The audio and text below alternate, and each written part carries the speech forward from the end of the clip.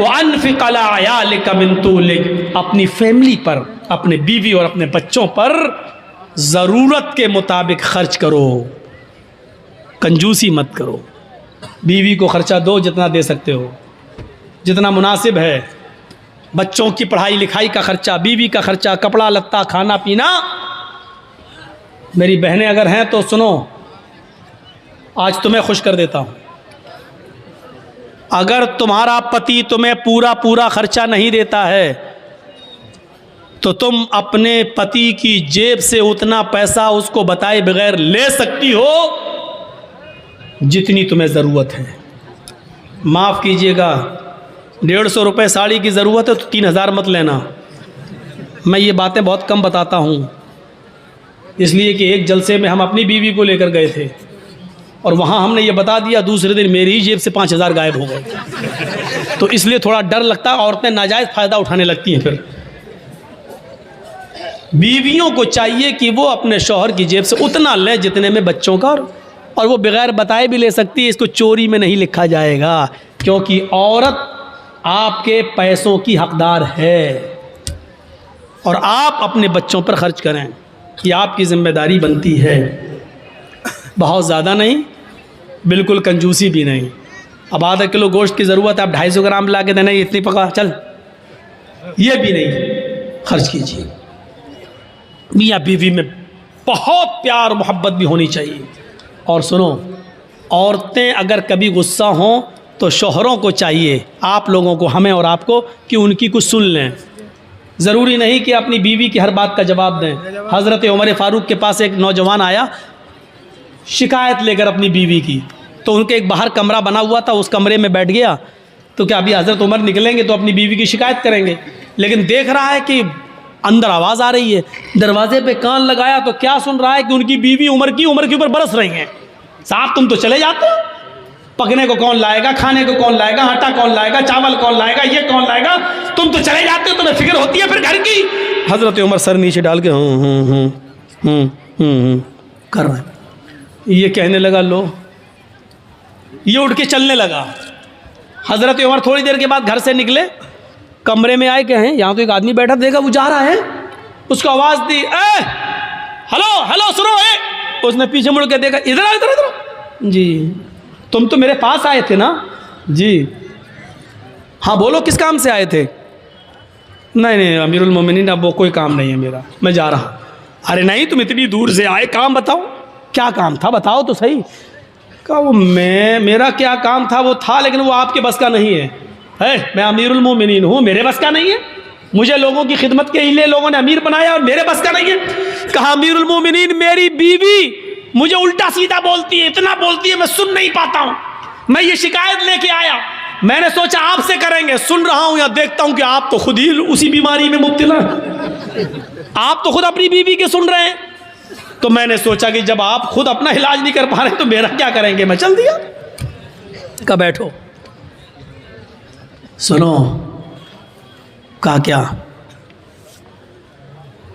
बीवी से जब मिलते हो, हम बिस्तरी करते हो, तो जो बच्चा पैदा होता है वो बच्चा किसका है? कहा मेरा। उसको नहलाने और धुलाने की जिम्मेदारी किसकी है? कहा मेरी। बीवी जो आपके बच्चे को दूध पिला रही है, ये उसकी ड्यूटी नहीं है दूध पिलाना, पिला देती है। अगर वो दूध पिलाने का पैसा आपसे मांगे तो आपको देना पड़ेगा, लेकिन फिर भी वो पिला देती है बेचारी फ्री में। ये किसकी जिम्मेदारी है दूध पिलवाने की? कहा मेरी। कहा यार, जब वो हमारे बच्चे को नहला देती है, धुला देती है, लैट्रिन करा देती है, उसके गंदगी को साफ कर देती है, उसको दूध पिला देती है, खाना पकाने की जिम्मेदारी भी बीवी की नहीं है? मौलाना साहब ये क्या बयान कर रहे हो? घर का कहीं उल्टा सीधा ना हो जाए मामला गड़बड़। यकीन मानिए, जब आपका निकाह होता है तो आपसे कहा जाता है कि आपका निकाह फला फला की बेटी के साथ इतने इतने रुपए मेहर के इवज अलावा नान नफका आपके साथ आपके निकाह में दिया जा रहा है कि आपने कबूल किया, तब आप कहते हैं मैंने कबूल किया। उसमें आपको क्या कहा जाता है? इतना मेहर है अलावा नान नफका, यानी नान मानी रोटी, नफका मानी खर्चा, यानी रोटी और कपड़ा खर्चा ये सब अलग, इसके अलावा रोटी आपको देना है, खाना आपको देना है। अगर वो नहीं पकाती है तो आप उससे ज़बरदस्ती नहीं पकवा सकते हैं। और खाना आपको खिलाना पड़ेगा, खुद पकाओ खिलाओ या होटल से लाओ खिलाओ, लेकिन वो खिला देती है और पका देती है। तो क्या तुम इतना भी नहीं सुन सकते हो? कहा अमीरुल मोमिनीन अच्छा हुआ ये मुझे बताया, ये बात कहीं मेरी बीवी को मत बता दीजिएगा, वरना रोटी भी हम ही को पकाना पड़ेगी। ठीक है मैं सुनूंगा। फिर हज़रत उमर फारूक ने कहा सुनो, तुमने अल्लाह के रसूल की हदीस नहीं सुनी? नहीं सुनी? फ़इन्ना खुलिक़्ता मिन ज़ुलाइन, खुलिक़त मिन ज़ुलाइन, औरत आदम की बाएं पिसली से पैदा हुई है, और पिसली का ऊपर वाला हिस्सा, ये ऊपर, ये टेढ़ी होती है। टेढ़ी पिसली कैसी होती है? ये वाली पिसली आप निकालिए बाएं तरफ की, ऐसे निकलेगी, ये पिसली है। अल्लाह के नबी कहते हैं कि ये आदम की पिसली से पैदा है बाएं, और पिसली टेढ़ी होती है। फ़इन ज़हब्ता तुक़ीमुहु कसरतहु, अगर तुमने इस पिसली को सीधा करने की कोशिश की तो पिसली सीधी नहीं होगी, ऐसे करोगे यहां तक हो जाएगी, बस ये टूट जाएगी, सीधी नहीं होगी। फ़इन ज़हब्ता तुक़ीमुहु कसरतहु, अगर तुमने पिसली को सीधा किया तो तोड़ दोगे, और अगर ऐसे ही छोड़ दिया तो टेढ़ी रहेगी। अब बताओ टेढ़ी रखना बर्दाश्त है या तोड़ना बर्दाश्त है? नहीं, टेढ़ी रखना सीधा है, सही है। तोड़ने का मतलब तलाक, यानी औरत तलाक ले लेगी ये गवारा है, लेकिन तुम चाहो कि सुधर जाए, पूरी नहीं सुधरेगी। ये याद रखना। मेरी बहनें बुरा मान रही होंगी, हमको इतना बुरा कह रहा है। मैं क्या कह रहा हूँ, अल्लाह के नबी ने फरमाया, अल्लाह के रसूल को भी सुनना पड़ती थी। एक बार हज़रत आयशा सिद्दीक़ा नाराज़ हो गई और अल्लाह के नबी खजूर लेके उनके पास बैठे, आयशा खाओ, और वो नाराज़ है, कहती नहीं खाऊंगी, भूख नहीं है, चेहरा फेर ले आओ। अल्लाह के रसूल इधर आ गए, जहाँ चेहरा था उनका उधर आ गए। हम लोग होते तो क्या करते? खाओ, लो, नहीं खाएंगे, चेहरा ऐसा कर लिया, नहीं भूख नहीं। खा रही कि नहीं खा रही, नखरे दिखा रही है, खा, एक तो मना रहा हूँ। हम लोग उधर नहीं जाएंगे, अल्लाह के रसूल ने उधर आ गए, खाओ आयशा खाओ। मैंने कहा ना मुझे भूख नहीं है, फिर चेहरा घुमा लिया, आप फिर उधर आ गए, आयशा नहीं, ज़्यादा नहीं, चलो खाओ, गुस्सा थूको, बिस्मिल्लाह, अल्लाह के नाम से शुरू करो, चलो अल्लाह का नाम लो, खाओ। हज़रत आयशा भी जानती थी ज़्यादा नहीं कहलवाना चाहिए, 2 बार कहलवाया, तीसरी बार मौका नहीं दिया, लेकिन तंज मार दिया, खजूर उठा के कहते खाओ, ऐसे बिस्मिल्लाह, अल्लाह का नाम लेके खाओ। इससे पहले कि मैं अपने बाप का नाम लेके खाती थी, अल्लाह ही का नाम लेके खाती थी, ये कहा और खाना शुरू कर दिया। ये थी मियाँ बीवी की नोक झोंक, कोई बुरी बात नहीं। लेकिन मनाने का स्टाइल देखो, ले खाओ, नहीं, हम लोगों की तरह नहीं, दिखा, नखरे मत दिखा, चल खा ले, मना रहे हैं ना अभी। अल्लाह के रसूल ने ऐसा कभी नहीं कहा, लो आ गए उधर, ये होता। हजरत उमर ने कहा, अगर अल्लाह के नबी ने कहा अगर तुम इसको सीधा करोगे तो टूट जाएगी, और ऐसे ही छोड़ दोगे तो टेढ़ी रहेगी, यानी कुछ टेढ़ापन मंजूर कर लो, औरत के अंदर कुछ कमियां हैं बर्दाश्त कर लो, लेकिन सीधा करने की कोशिश करोगे तो टूट जाएगी, तलाक हो जाएगी। कितनी बेहतरीन चीज़ बताई। वानफिक़ अला अयालिक, अपने बीवी बच्चों पर खर्च करो हैसियत के मुताबिक, इस्तिताअत के मुताबिक। औरत को भी चाहिए कि अपने शौहर की कब आप मामला देखे, बेचारा बिजनेस करता है या रिक्शा चलाता है या मजदूरी करता है, उसी हिसाब से वो अपने शौहर से अपने खर्च का मुतालबा मांगे, ज़्यादा मुतालबा वो ना करे। ये कितनी चीज़ें हो गई? 8। और नबी चीज़, हाँ ये थोड़ी सी सख्त है, वला तरफ़उ अन्हुम असाका अदबन, अपने बीवी और बच्चों के ऊपर से डंडा मत उठाओ। अदब सिखाने के लिए लाठी डंडा रखे रहो, यानी कभी कभी मारने की ज़रूरत पड़ सकती है, हल्की फुल्की मार सकते हो, हल्की फुल्की मार। वो भी कब? बता दिया कि जब वो तुम्हारे बिस्तर पर किसी ऐसे आदमी को आने दे जिसका आना तुम्हें पसंद नहीं है, यानी बिस्तर तुम्हारा और गैर मर्द को वो अपने बिस्तर पे बुलाएं, तब तुम अपनी बीवी को मार सकते हो, लेकिन हल्की मार, इतनी नहीं कि जब पंचायत बैठे तो पीठ खोल के दिखाए, देखो कितने दाग पड़ गए, इतना मारा पीठ सूज गई, इतनी मार नहीं। वो भी एक बात पर बस, कब? जब वो तुम्हारे बिस्तर पर किसी गैर मर्द को बुलाएं। मेरा मतलब आप समझ रहे होंगे, यानी आपको छोड़कर किसी गैर मर्द से ताल्लुक़ कायम कर लें, तब आप अपनी बीवी को मार सकते। उस वक्त भी तलाक मत दीजिए, उस वक्त भी समझाइए, मार मारिए हल्की ताकि वो सुधर जाए। बिस्तर अलग कर दीजिए, कमरा अलग कर दीजिए, लेकिन घर में ही रखिए आप उसको। हो सकता है अल्लाह ताला फिर मोहब्बत पैदा कर दे मेरे भाइयों। और इसके बाद भी नहीं सुधरती है, तब तलाक की नौबत आती है। ये 9 चीज़ें हो गई हैं। वला तरफ़अनहुम असाका अदबन व अख़िफ़हुम फ़िल्लाह, और अपने बीवी बच्चों को अल्लाह से डराते रहो। अल्लाह के नबी ने अपनी बीवी बच्चों को अल्लाह से डराया। या फातिमा बिन्त मुहम्मद अनक़ज़ी नफ़्सकी मिनन नार, मेरी बेटी फातिमा दुनिया में अमल कर, ये मत समझना कि तेरा बाप नबी है तुझे अल्लाह के अज़ाब से बचा लेगा। नहीं, दुनिया में अमल कर, तेरा बाप क़यामत के दिन कोई काम नहीं आएगा। सलीनी मिन माली मा शि'त इन्नी ला उग़नी अन्की मिनल्लाहि शै'a, मेरी बेटी दुनिया में जो चाहे मुझसे मांग ले, जो लेना चाहे मुझसे ले ले, मैं देने के लिए तैयार हूँ, लेकिन क़यामत के दिन मैं तुझे अल्लाह के अज़ाब से नहीं बचा सकता। तुझे अमल करना होगा। अल्लाह से डराया। आप भी अपने बीवी बच्चों को अल्लाह से डराते रहिए। कुछ दुनिया में ऐसे लोग भी गुजरे हैं कि जब मामून रशीद का इताब आया, खलीफा, जब मामून रशीद का इताब आया तो यहया बरमकी और उसका बेटा फजल बरमकी और उसका बेटा यहया बरमकी, ये दोनों के दोनों मामून रशीद के इताब में आ गए और जेल में डाल दिए गए। फजल बरमकी और यहया बरमकी, बाप बेटे दोनों जेल में डाल दिए गए। बाप बहुत बूढ़ा हो चुका है, सर्दी की रात है, फजर की नमाज में बाप को वुजू बना के नमाज पढ़ना है। बेटा देख रहा है कि जेल में गर्म पानी का इंतजाम नहीं है, क्या किया जाए, क्या किया जाए? तो बेटे ने तांबे के लोटे में इशा की नमाज पढ़ने के बाद पानी भर लिया और अपने बाप को सुला दिया कि अब्बू आप सो जाइए। उस जेल के अंदर यहया बरमकी सो रहे हैं और उनका बेटा फजल बरमकी तांबे के लोटे में पानी लेकर अपने पेट में लगा लेता है। इशा की नमाज के बाद अपने पेट पर वो पानी के लोटा लगा लेता है, तांबे का लोटा, और फजर की आजान तक लगाता है कि पेट की गर्मी से इस ठंडे पानी में कुछ गर्मी आ जाए, इस तांबे के लोटे में कुछ हरारत आ जाए, और सुबह जब फजर की नमाज में मेरे बाप वुजू बनाए तो मैं थोड़ा गर्म पानी अपने बाप को दे सकूं। अपने बाप के गर्म पानी के लिए रात भर तांबे के लोटे को अपने पेट से लगा लेता था और फजर की नमाज में अपने बाप को कदरे गर्म पानी दे दिया करता था। ऐसे ऐसे फर्मा बरदार औलाद भी निकली है। हम किन में हैं, अपने आप को ढूंढें और तलाश करें और गरीबानों के बटन खोल के देखें।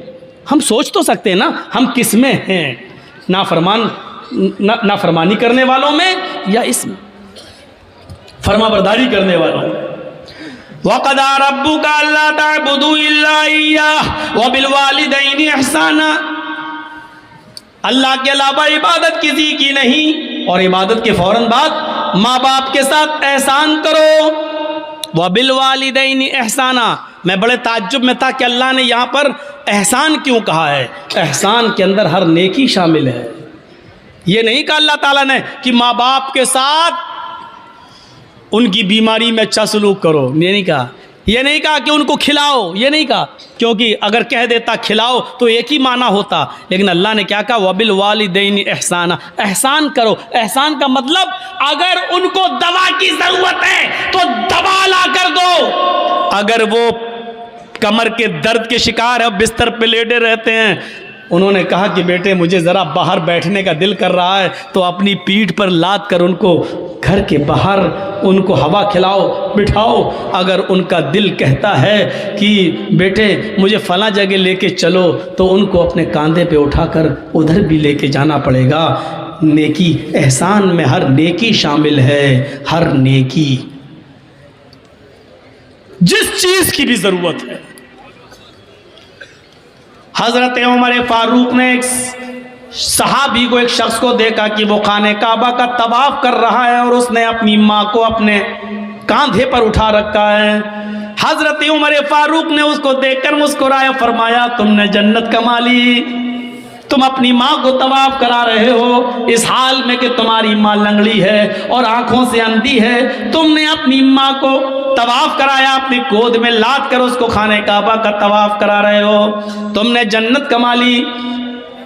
अपनी माँ को तवाफ कराने वाला सहाबी क्या कहता है, अमीरुल मोमिनीन, क्या मैंने अपनी माँ का हक अदा कर दिया?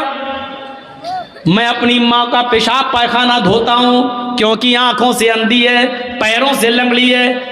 मैं अपने माँ का पेशाब पायखाना साफ करता हूँ, इसके कपड़े भी धोता हूँ। मेरी माँ ने तब उम्रा करने की गर्ज से मुझसे गुजारिश की है तो मैंने उसका तवाफ कराया और अपने कंधे पर लाद कर इसको तवाफ करा रहा हूँ। क्या मैंने अपनी माँ का हक अदा कर दिया? हजरत उमर मुस्कुरा कर कहते हैं, अपनी माँ के हक की अदायगी की बात करता है? तेरी माँ जब तुझे पैदा कर रही थी, तुझे जन रही थी, तुझे अपने पेट से बाहर निकाल रही थी, और उसको जनते वक्त पैदा करते हुए जो तकलीफ एक औरत को होती है, जब उसको वो तकलीफ हो रही थी और उसके मुंह से जब पहली चीख निकली, आह, जब तू अपने माँ के पेट से बाहर आ रहा था और दर्द की वजह से जब तेरी माँ कराई, चिल्लाई, उसने कितनी चीखें मारी है मुझे पता नहीं, उसने कितनी आवाजें दी है मुझे पता नहीं, लेकिन दर्द की पहली आवाज जो उसके मुंह से निकली, आए मेरे दोस्त, अभी तो तूने अपनी माँ की उस पहली आवाज का भी हक अदा नहीं किया, उसकी पूरी जिंदगी का तू हक क्या अदा करेगा?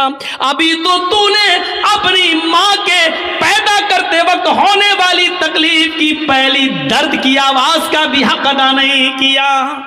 आदमी अपनी माँ के लिए कितना भी कर ले, लेकिन अपनी माँ का हक अदा नहीं कर सकता है। नहीं, मुमकिन ही नहीं है कि वो अपनी माँ का हक अदा कर ले।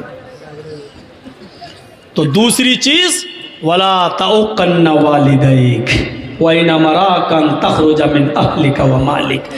तीसरी चीज पर नजर डालिएगा, हमारे मुआशरे के अंदर ये आम हो चुकी है, वला ततरुकन्ना सलातन मक्तूबतन मुतअम्मिदन फइन्न मन तरका सलातन मक्तूबतन मुतअम्मिदन फकद बरिअत मिनहु जिम्मतुल्लाह। आए माज, फर्ज नमाज कभी भी कसदन जानबूझकर मत छोड़ना। फर्ज नमाज क्या बोलूं, कहां से शुरू करूं और कहां पे ख़त्म करूं? नमाज के सिलसिले में हमारी सोसाइटी, हमारा समाज क्या है? समाज के अंदर बहुत जल्दी मीटिंग हो जाती है, फलां लड़की को फलां लड़के ने गांव में छेड़ा है, पंचायत बैठ जाती है, इतना रुपया जुर्माना दो या शादी, सज़ा मुतय्यन हो जाती है, पंचायत बैठ जाती है। वाह रे गांव के पंचायतियों, मुबारकबादी के लायक हो तुम। लेकिन दिल पे हाथ रख के बताना, जिसने आपके मोहल्ले में फजर की नमाज न पढ़ी हो, उसके लिए तुमने कौन सी पंचायत की है? असर की नमाज के वक्त वो अपने खेत में खेत जोत रहा था, तुमने उसके लिए कौन सी पंचायत की है? और अगर नमाज छोड़ने पर पंचायत नहीं कर सकते हो तो फिर लड़के और लड़की के मामले में लेके भाग गया या जिना कर लिया और उसके लेके पंचायत इतने रुपए जुर्माना दे लड़के वाला, तुमने फलां की लड़की की जिंदगी बर्बाद कर दी। वाह साहब, लड़की की जिंदगी बर्बाद, लड़का। मैंने कोर्ट के अंदर एक बहस में लेडी वकील की ये बहस सुनी है अपने कानों से, कि जब वो लेडी वकील लड़के का मुकदमा लड़ रही थी और लड़के का मुकदमा जेंट्स वकील लड़ रहा था, लड़की का मुकदमा जेंट्स वकील और लड़के का मुकदमा लेडी। लेडी वकील बचा रही थी लड़के को और जेंट्स जो वकील था वो सजा दिलवाना चाह रहा था। तो उस वकील ने, जो लेडी थी, वो सुई लेकर आई थी, सुई और धागा, और उसने कहा, जज साहब देखिए ये धागा मैं सुई में डाल रही हूँ। उस बहस में हम शामिल थे, देख रहे थे, सुन रहे थे। ऐसे जब धागा सुई तक ले जाती थी और सुई को ऐसे कर लेती थी, देखिए साहब, धागा सुई में नहीं जा रहा है ऐसे। तो जज मुस्कुरा के कहता है, मैडम आप सुई तो हटा लेती हैं तो धागा अंदर जाएगा कैसे?